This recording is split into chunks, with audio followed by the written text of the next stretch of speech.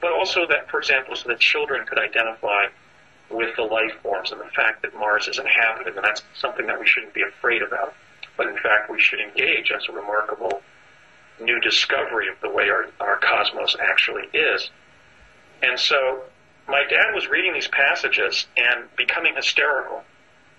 And he read, I would say, for about 15 minutes, and my mom ultimately asked him to stop. She said, "Ray, you have to stop. He was just laughing too hard." And she was worried that, he was. And so right as he concluded reading these passages and almost falling out of his chair laughing, and it was very funny. We were laughing with him. I ran over to where he was, and even though I was a very well-behaved child, a very obedient, and socially appropriate child, I grabbed the file out of my dad's hand that he'd been reading from. It was a manila file, and I opened it up, and on the top of the paper it said Central Intelligence Agency. And then there was a caption where I saw my name, and I saw something that read something like Passages from the Discovery of Life on Mars, 2008. And my father suddenly grew very stern. He was not only inebriated, but he'd been essentially laughing substantially, quite vigorously. And he grew very serious, and he said, "You don't do that." And he snatched it back from me. But I remember that incident because I realized that he wasn't reading something out of the Sunday newspaper that a colleague had passed along to him. He was reading a kind of a bowdlerized synopsis of very limited passages from my 2008 paper. I think I could probably go into the paper tonight and identify what passages they are. They were the passages that were the most Swiftian, that were the most fanciful. So that was the first data point in which the quantum access capabilities of the U.S. government entered my reality in the context of Mars and showed me that 40 years before I wrote my paper, The Discovery of Life on Mars, the U.S. government had it. It had it because it was already sending personnel forward in time via Tesla-based teleportation technology that both my father and I would become substantially involved in as team members in Project Pegasus. He as an engineer for Parsons, who had reporting requirements to the Central Intelligence Agency. And in fact, during my investigation of my experiences in Pegasus, I was consulting through an historian, a university academic, to the CIA and the Office of Naval Intelligence.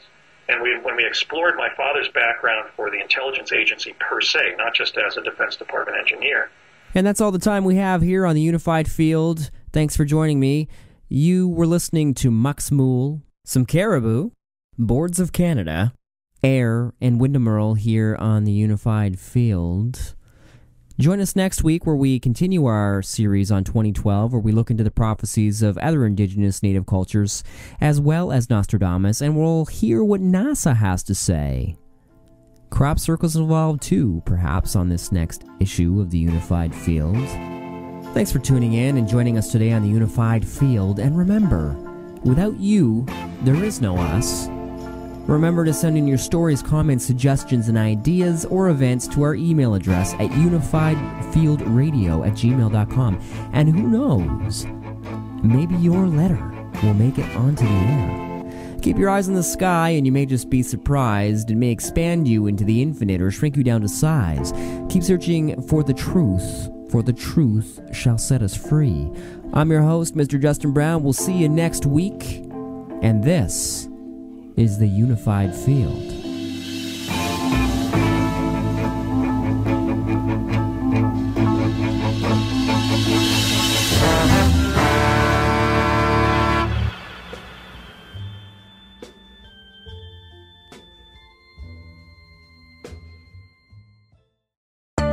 You are listening to the Unified Field.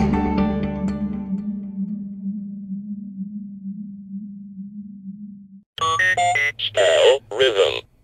C-K-E-U-F-M.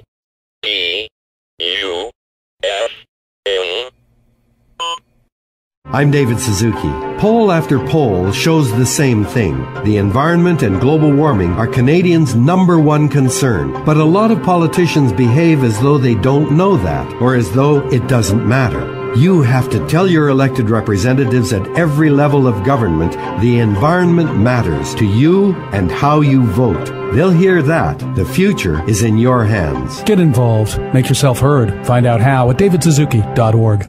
Hello, this is your old computer you threw out last year, and I have come back from the great ocean of waste to remind you are listening to 88.1 FM in Halifax. Community radio at its best. Give my love to the mouse.